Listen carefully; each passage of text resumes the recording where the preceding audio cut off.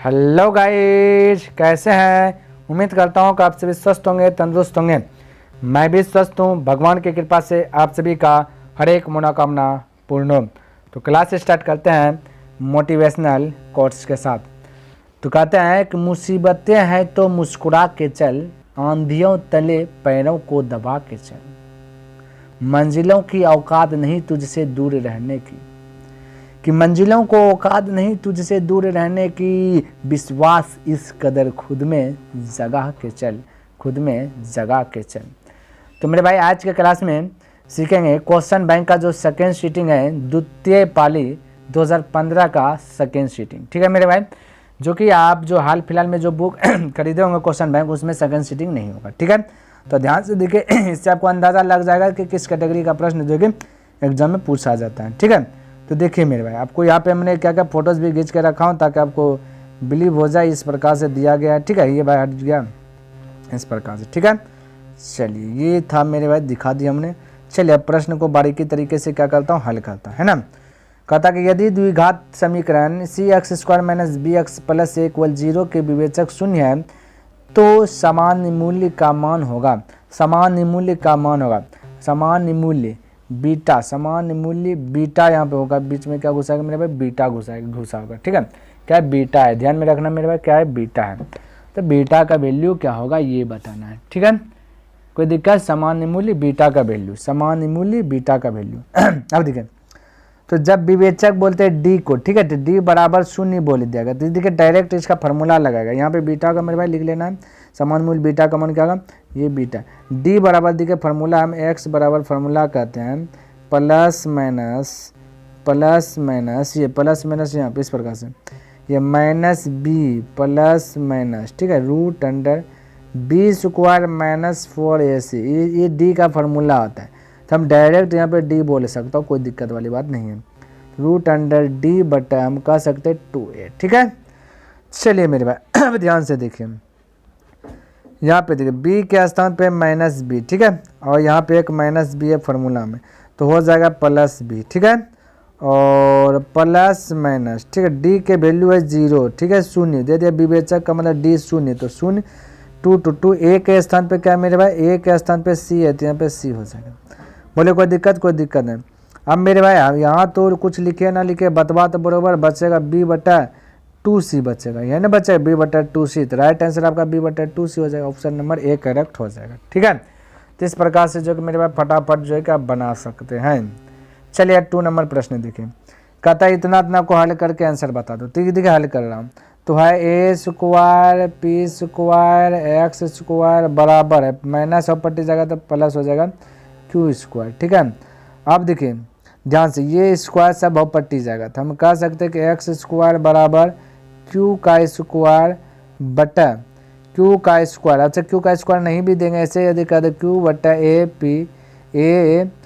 p इन सभी पर square, तो कोई दिक्कत होगा, कोई दिक्कत नहीं होगा, उसका भी मतलब वही होगा। ठीक है, और ये स्क्वायर अब पट्टी जाएगा, ये देखिए ये स्क्वायर से स्क्वायर कट जाएगा। ठीक है, तो बचेगा क्या मेरे भाई, q/a p, तो बस ये तो आपका आंसर है q/a p प्लस माइनस होगा मेरे भाई, प्लस माइनस यानी वाला, क्यों प्लस में, क्योंकि स्क्वायर है, x पर पावर 2 है, इसलिए ये जितना पावर लेगा उतना वो आंसर खोजता है, ध्यान में रखना। तो 2 आंसर होगा, तो प्लस माइनस आंसर होगा q/a p। ठीक है, चलिए अगला प्रश्न देखते हैं क्या कहता है। ये देखिए 3 नंबर, कहता है कि यदि अर्धगोलक का व्यास 14 सेंटीमीटर है तो अर्धवृत्त की परिधि क्या होगा। तो मेरे भाई अर्धवृत्त की परिधि पता होना चाहिए क्या था, तो अर्धवृत्त की परिधि होता है मेरे भाई r × π+2। ठीक है, तो r × π+2 को हल करेंगे तो डायरेक्ट बोलेंगे r × 36/7। ठीक है, ये डायरेक्ट ये फॉर्मूला हो जाएगा, तो आप बोल सकते हैं अर्धवृत्त का परिधि 36/7 × r, ऐसे बोल सकते हैं। तो बोले कैसे सर जी, थोड़ा सा बता दीजिए। तो यहाँ देखिए मेरे भाई, पाई का वैल्यू 22/7 होगा, +2 होगा, जिसके नीचे 1 या 7 तो हो जाएगा यहाँ पे मेरे भाई 22 + 14 हो जाएगा, 4 2 6 और 2 1 3, तो हो गया ना 36/7। तो डायरेक्ट बोल देना आपको कि अर्धवृत्त का परिधि होता है मेरे भाई 36/7 × r का वैल्यू, व्यास है 14 तो त्रिज्या होगा 7। ठीक है, तो ये हो गया 7 7 का लास्ट हो गया 36, जो ऑप्शन नंबर सी आपका करेक्ट हो जाएगा। ठीक है, तो इस प्रकार से फटाफट कर सकते हैं। चलिए मेरे भाई ये वाला प्रश्न देखिए मेरे भाई 4 नंबर कहता किसी असमित बटन का माध्य और माध्य क्रम से 26.8 और 27.9 है तो बहुलक होगा। तो मेरे भाई ध्यान से देखिए, बहुलक बराबर फार्मूला होता है जो कि आपको याद रखना चाहिए, ठीक है। बहुलक बराबर फार्मूला होता है 3 माध्यक -2 माध्य -2 माध्य, ठीक है। तो आपको लिखते मत रहना है, हमने लिख करके देखा यार, डायरेक्ट आपको बनाना है, ठीक है। तो 3 माध्यक, तो 3 दे दिया, माध्यक कितना दिया गया मेरे भाई, पहले माध्य फिर माध्यक, तो माध्यक दिया गया 27.9 -2 माध्य दिया गया मेरे भाई 26.1, ठीक है। हल कीजिए, 9 दिया 3 नमा 27 करीब 7 होता, चल के तब मेरे भाई 2 3 7 21 21 2 21 2 23 करीब 3 होता, 2 3 6 2 8, एक अंक के बाद दशमलव माइनस 2 8 16 करीब 6, अच्छा 2 6 2 12 1 13 2 2 4 1 5, एक अंक के बाद दशमलव। घटाइए अब इसको, बोले 7 में से 6 गया तो 1, 3 में से 3 गया तो बचा 0, 8 में से 5 गया तो बचा 3, एक अंक के बाद 30.1, यानी कि ऑप्शन नंबर ए करेक्ट हो जाएगा। क्या हो जाएगा, ए करेक्ट हो जाएगा, ठीक है। चलिए तो इस प्रकार से फटाफट हल कर सकते हैं। देखा था किसी वृत्त के बाह्यतम, कहता किसी वृत्त के बाह्य बिंदु P से 2 स्पर्श रेखाएं P और PB खींची गई है, यदि PA बराबर 6 सेंटीमीटर हो तो PB क्या होगा। तो मेरे भाई ये भी आपका 26 सेंटीमीटर होगा, यानी कि ऑप्शन नंबर सी करेक्ट हो जाएगा। 5 का सी। बोलिएगा कैसे हुआ सर, ये बताइए। चलिए यही बताता हूँ मैं कैसे हुआ। तो एक वृत्त की आवश्यकता पड़ेगा, तो एक हमने वृत्त बना लिया, बाह्य में एक बिंदु है जो कि नाम दिया गया P, इससे इस प्रकार से स्पर्श रेखा खिंचाएगा, ठीक है। तो यहाँ मान लेते ये ए होगा, ये बी होगा, तो आपका P से ए दिया गया 6, तो जितना पावर इसको है ना PA को उतना पावर PB को, इसलिए PA का पावर 6 है तो PB का भी पावर 6 होगा, ठीक। बाह्य बिंदु से खींची गई स्पर्श रेखा की लंबाइयाँ बराबर होती है, ध्यान में रखना, ठीक। चलिए इस प्रकार से हमने बना दिया।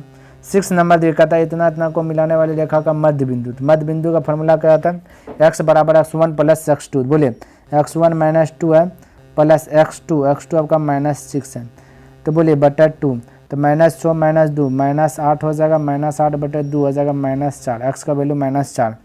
y में निकालना है तो y1 तो 8 प्लस y2 -4 बटा 2, 8 में से 4 गया तो बचा कितना मेरे पास 4 बटा 2 प्लस 4 बचा क्या 2, तो -4 और 2 right answer, -7 2 option number B correct हो जाएगा।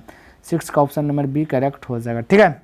चलिए अगला प्रश्न की बात करें तो 7 नंबर देखें, कहता है 2 वृत्त की परिधियों के इतना के अनुपात में उनकी त्रिज्याओं का अनुपात। तो मेरे भाई परिधि दिया गया 2:3, त्रिज्या पूछा तो क्षेत्रफल पूछता तो स्क्वायर दे देते, त्रिज्या पूछे परिधि पूछे वही आंसर हो जाएगा, ठीक है। तो 2:3 हो जाएगा, ऑप्शन नंबर बी करेक्ट हो जाएगा। 7 का ऑप्शन नंबर बी, ध्यान रखना परिधि त्रिज्या पूछे जो है वही आंसर आ जाएगा, ठीक है। और क्षेत्रफल पूछे तो पावर करना है 2। कहता किसी असंभव घटना की प्रयोगता होता है 0, ध्यान रखना क्या आता है 0, तो right answer option number A correct हो जाएगा। क्या हो जाएगा, ए करेक्ट हो जाएगा, ठीक है। चलिए अगला प्रश्न देखिए 9 नंबर, कहता है निम्नलिखित में से √2 किसके बराबर है, यानी कि ऑप्शन चेक करना है। तो tan 60 का वैल्यू होता है √3, ठीक है। cos 45 डिग्री होता है 1/√2, ठीक है। sin 30 डिग्री वैल्यू होता है 1/2, तो राइट आंसर आपका ऑप्शन क्या होगा, ऑप्शन नंबर डी करेक्ट होगा। कैसे दिखे 1 तो 1 sin 45 डिग्री वैल्यू 1/√2 होता है, तो एक कल्टी मार लेगा तो √2 ऊपर चल जाएगा, ठीक है, एक नीचे आ जाएगा, तो ऑप्शन नंबर आपका क्या हो जाएगा, डी करेक्ट हो गया, ठीक है। चलिए अब प्रश्न देखिए 10 नंबर, तो कहता है कि 9 sec स्क्वायर थीटा और -sin स्क्वायर, यहाँ पे देखिए थोड़ा सा त्रुटियाँ हुआ है। यहाँ पे 10 नंबर प्रश्न में क्या हुआ मेरे भाई, त्रुटियाँ हुआ है। तो त्रुटियाँ क्या हुआ है देखिए, मैं लिख देता हूँ, यहाँ पे मैं लिख देता हूँ मेरे भाई, ये होता 9 sec स्क्वायर थीटा और -9 tan स्क्वायर थीटा, ये प्रश्न। तो 9 कॉमन आ जाएगा तो 9 बचेगा, गुना sec square theta -tan square theta formula तो 1, तो 9 है। तो जब भी कॉमन वाला प्रश्न आए तो यही आंसर आ जाएगा जो दिया जाएगा कॉमन, तो 9 आंसर ऑप्शन नंबर बी। तो मेरे भाई 10 नंबर का प्रश्न आप थोड़ा सा क्या कीजिएगा, सुधार लीजिएगा, क्या कीजिएगा मेरे भाई, सुधार लेना, ठीक है। चलिए अब देखिए यहाँ पे बिना ऑप्शन वाला, क्योंकि पहले यही वाला पूछा था, है ना। कहता प्रश्न संख्या इतना से को जो कि सही उचित जो कि अंक भरिए, क्या होगा राइट आंसर बताइए। तो 2 पर पावर 3 और यह 5 पर पावर 2। देखिए दशमलव प्रसार, जब भी दशमलव प्रसार पूछे समझना शांत है या अशांत है, यही चीज़ चेक करना है, ठीक है। तो शांत है या अशांत है ये जानने के लिए नीचे में चेक करते 2 या 3 है कि 2 और 5, 2 5 के अलावा दूसरा नहीं होगा, शांत होगा, दूसरा होगा तो अशांत होगा।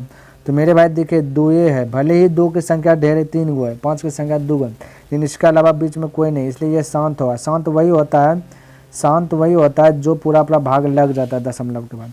तो इसको दीजिएगा हल करके ना, 2 पर पावर 3 का मतलब 8 से में भाग, तो कट जाएगा पूरा। ठीक है, चलिए नेक्स्ट प्रश्न देखिए 12 नंबर। देखिए मेरे भाई 12 नंबर प्रश्न क्या कहता है समझिए।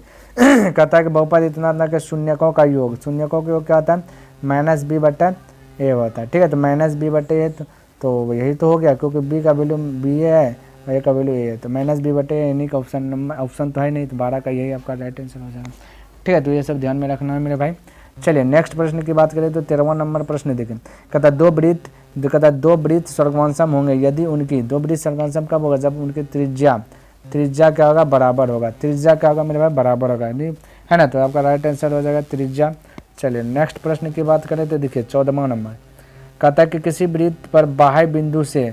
स्पर्श रेखा खींची जा सकती है। बाह्य बिंदु से वृत्त पर दुहे स्पर्श रेखा खींच सकते हैं। जैसे यहाँ देखिए, एक में बाहर में एक बिंदु रख दे, यहाँ से खींचेंगे एक स्पर्श रेखा इधर से खींचे, तो टोटल 1 और 1 2 हुआ, राइट आंसर 2 हो जाएगा। ठीक है, चलिए 15वां नंबर प्रश्न दिया कहता है इतना में चतुर्थांश में पड़ेगा, कौन सा चतुर्थांश कौन सा घर में आएगा।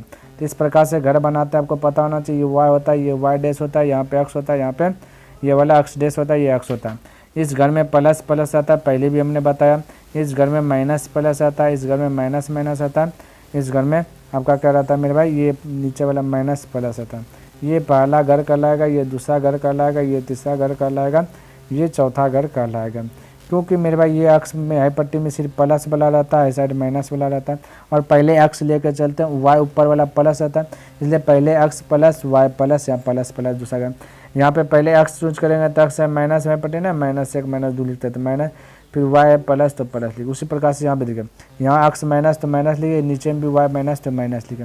यहाँ पे पहले अक्स का लिखते थे, अक्स देखिए इस घर में प्लस है तो पहले अक्स प्लस है तो यहाँ प्लस लिखे होंगे मेरे भाई, ये आपका प्लस होगा। अक्स क्या पहले प्लस है, तो यह प्लस माइनस होगा, ध्यान में रखना, ये वाला घर प्लस माइनस। ठीक है, आपसे दिया गया माइनस, तो माइनस दिया तीसरा का घर में, कौन घर में, तीसरा का, तो तृतीय चतुर्थांश आपको आंसर लिखना है। क्या लिखना है क्या लिखना है मेरे भाई, तृतीय चतुर्थांश लिख देना, तृतीय लिख देना, तृतीय ये भाई हट जाओ, लिख देता हूँ थोड़ा सा, तृतीय लिख देना। ठीक है, तृतीय चतुर्थांश ये वाला लिख देना, हो गया।